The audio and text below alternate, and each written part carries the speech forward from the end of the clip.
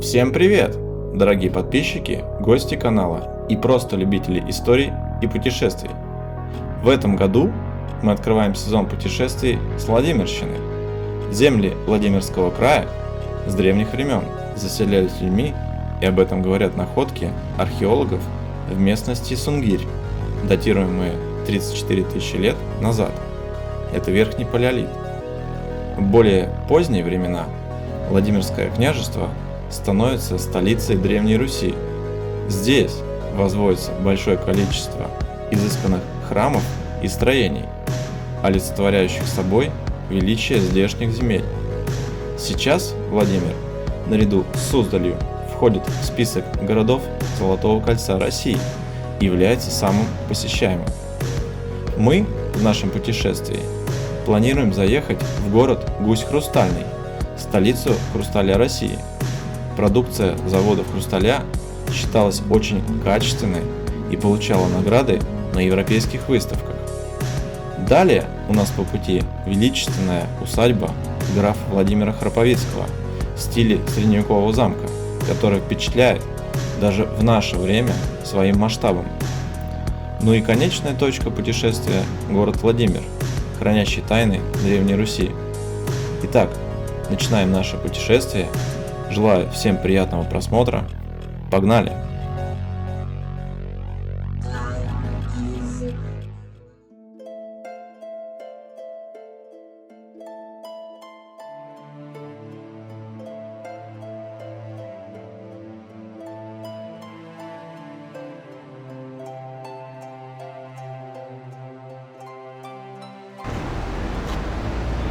Итак, друзья, по пути во Владимир мы заехали в небольшой уютный городок, который называется Гусь-Хрустальный. Такое необычное название получается потому, что в 1765 году купец Аким Мальцов строит на этом месте стекольный завод на реке Гусь. Река Гусь, завод стекольный, образуется название Гусь-Хрустальный. Также на этом заводе изготавливали впоследствии хрусталь, цветные стекла, различные изделия, стекла, узоры. Вот. Сам город небольшой, в нем есть несколько достопримечательностей. Вот сейчас мы находимся на главной площади Гусь-Хрустального. Вот. И слева от этого замечательного памятника Гусю располагаются торговые ряды. Это памятник культурного наследия, построенный в 1853 году. Вот, в торговых рядах располагались магазины, вот, они интересно украшены и напоминают, кстати, торговые ряды, которые мы видели в Калуге, когда были туда с поездкой. Кстати, вот в этих торговых рядах сейчас находится известный не только в этом городе ресторан Мальцов, который выполнен в старорусском стиле, и там же также можно отведать блюда русской кухни, такие как боярские щи, пельмени, жареные пельмени с мозгами, вот, всякие клёцки там интересные. В общем, кто будет в этом городе, может зайти, отведать, попробовать здешние блюда. А мы сейчас двигаемся дальше к еще одной достопримечательности, называется Георгиевский собор, который строил потомок Акима Мальцова, который образовал этот город, основал. Этот человек Юрий Степанович Нечаев. Если помните, может быть, кто не смотрел, посмотрите, у нас есть выпуск про Липецкую область, где мы ездили по Липецкой области и посещали усадьбу этого самого Юрия Степановича Нечаева. Вот. Он был известным человеком не только в Липецкой области, но и здесь, и в Москве. То есть он был меценатом, богатым человеком, входил в 12 богатейших людей России на тот момент. Вот. И мы сейчас пройдем к этому Георгиевскому собору. Там же в нем располагается еще одна достопримечательность, это как достопримечательности. Там располагается музей хрусталя имени Мальцова. Погнали!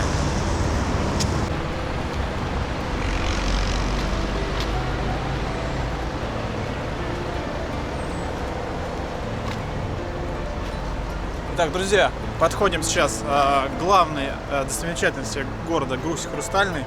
Это Георгиевский собор, который был построен в конце 19 века. по проекту архитектора Леонтия Бенуа. Заказчиком был Юрий Степанович Мальцов, это потомок Акима Мальцова, основателя города. В этом соборе находится музей Хрусталя. Мы попробуем сейчас туда зайти. Вот. Сейчас поближе подойдем, просто сейчас обильное количество зелени. Вот, и попробуем его снять более подробно. Очень изящный собор, сделан именитым архитектором, который прославился своими проектами в городе Санкт-Петербург. Вот, поэтому здание очень такое колоритное, насыщенное.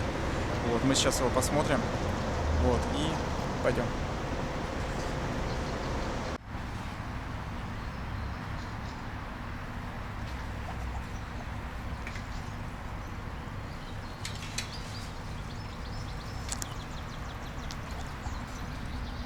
Рядом со зданием Георгиевского собора располагается памятник основателю этого города Гусь-Хрусталь Аким Мальцов.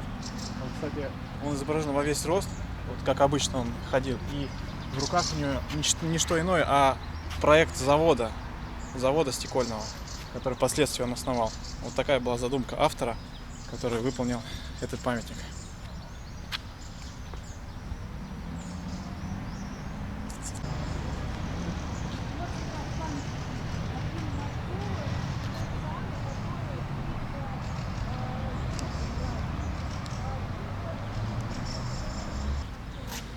Сейчас мы подошли к зданию Георгиевского собора.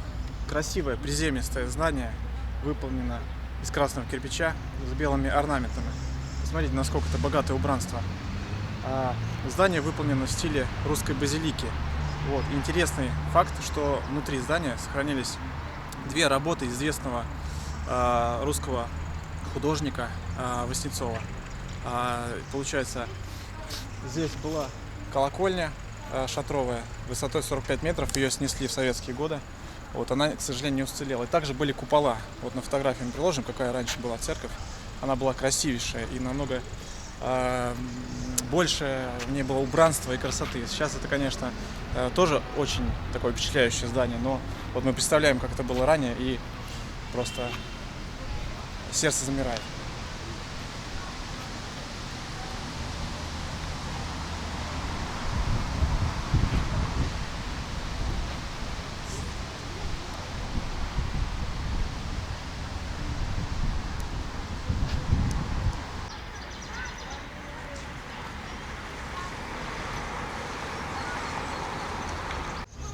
Совсем недалеко от Георгиевского собора находится здание богадельни, которая была выстроена в схожем стиле и немножко перекликается с собором.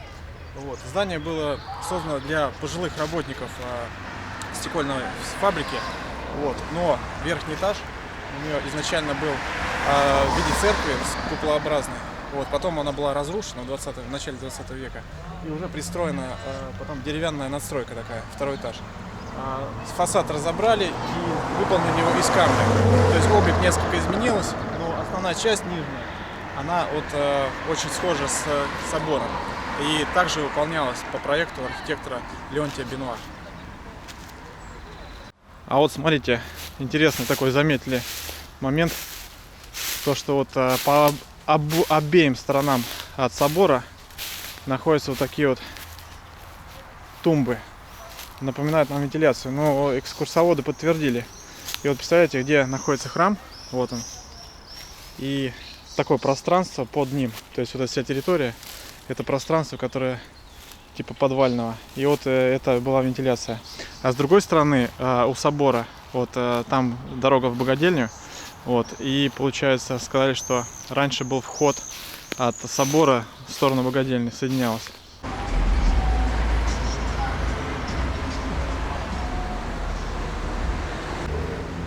Также недалеко от собора располагаются знаменитые мальцовские дома. Они были выстроены для работников стекольной фабрики.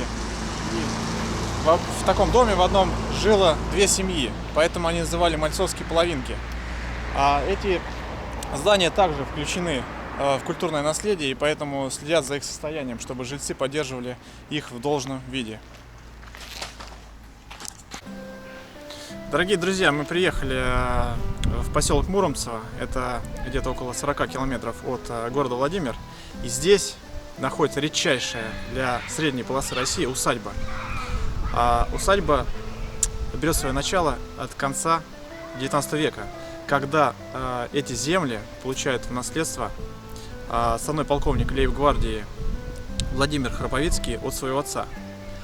Будучи человеком предприимчивым и находчивым, он сразу понимает потенциал здешних земель.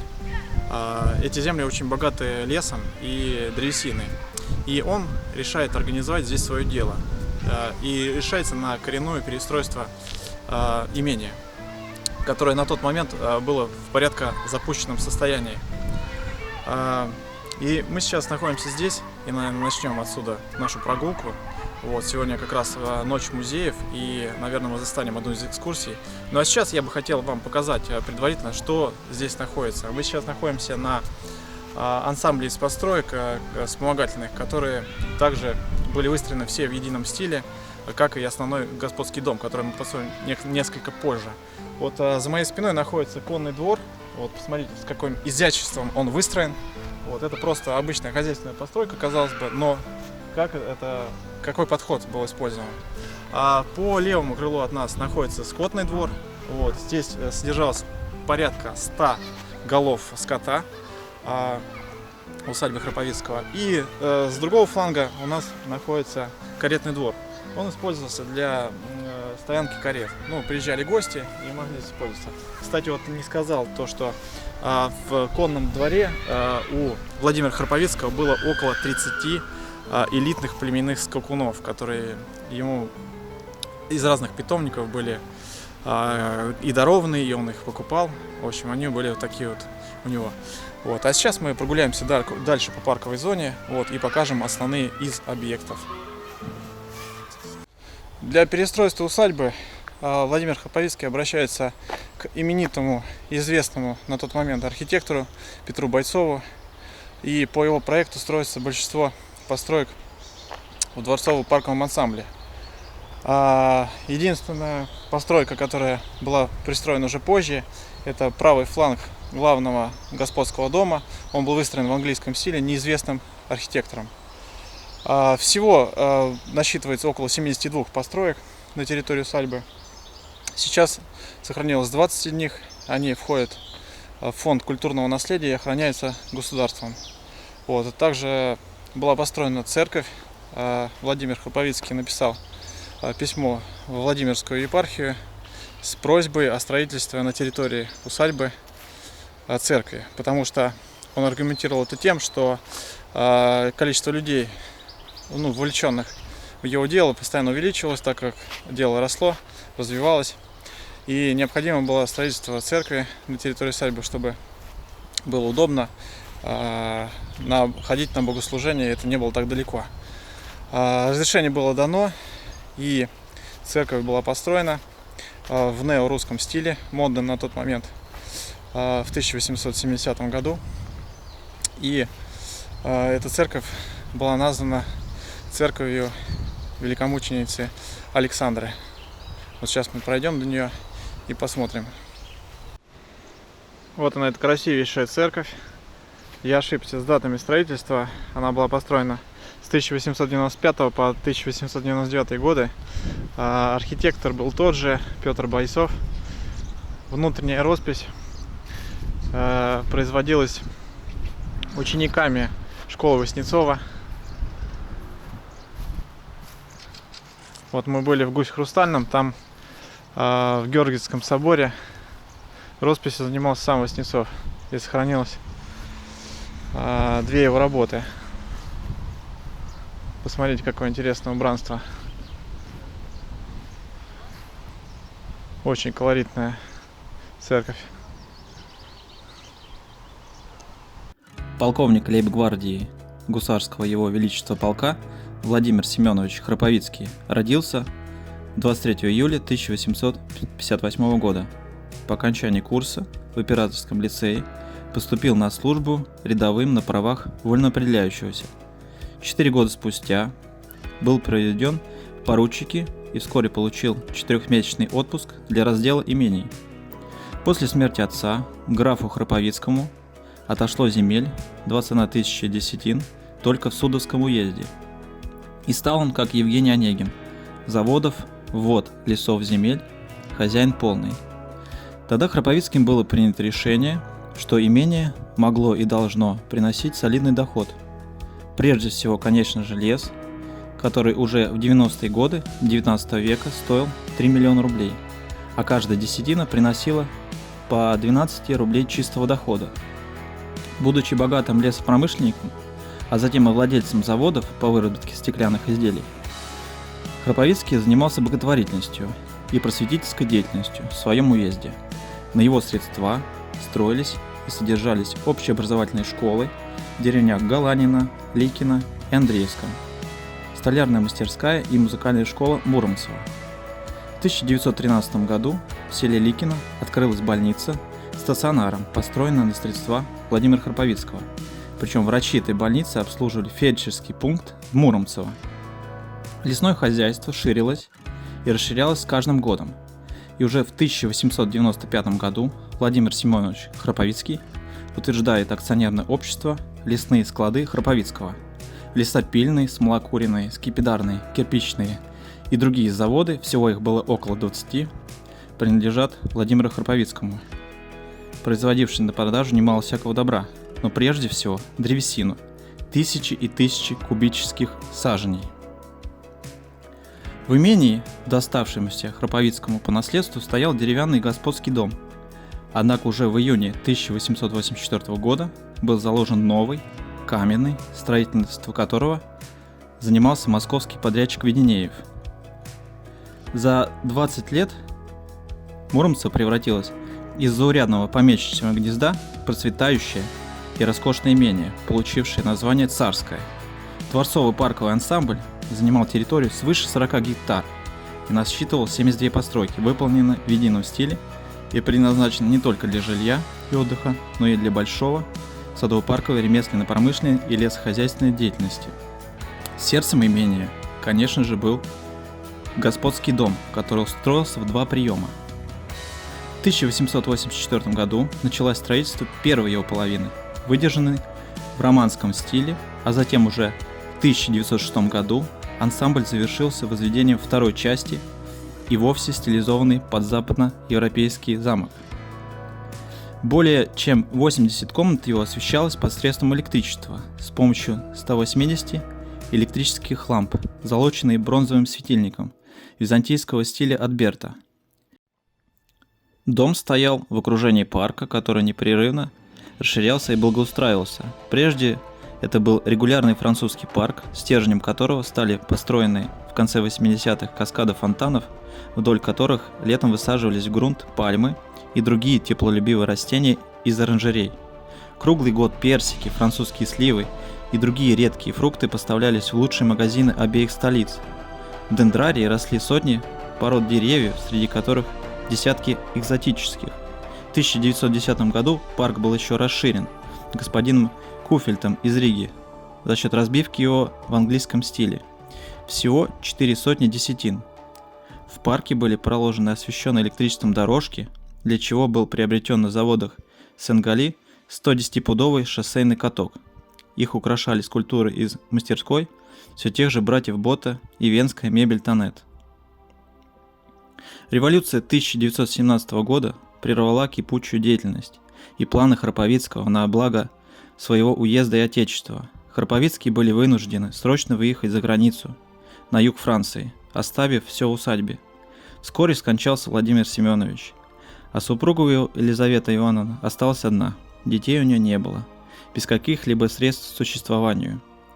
Даже она писала письма своим крестьянам, в котором просила денег, выслать хоть сколько-нибудь денег на то, чтобы выжить и не умереть, но так и не получила ответа.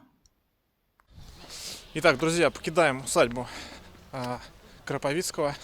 Сегодня нам повезло, потому что была ночь музеев, достался билет нам абсолютно бесплатно. Послушали интересные экскурсии. Вот, женщина рассказывала, все очень интересно, насыщенно. Вот, даже удалось часть записать этой экскурсии. Вот, включим этот ролик Ну, как тебе, Стас, вообще понравилось? Да, очень хорошее место. Стоит посетить тем, кто увлекается историей. Да, да и просто тем, кто хочет посмотреть что-то необычное.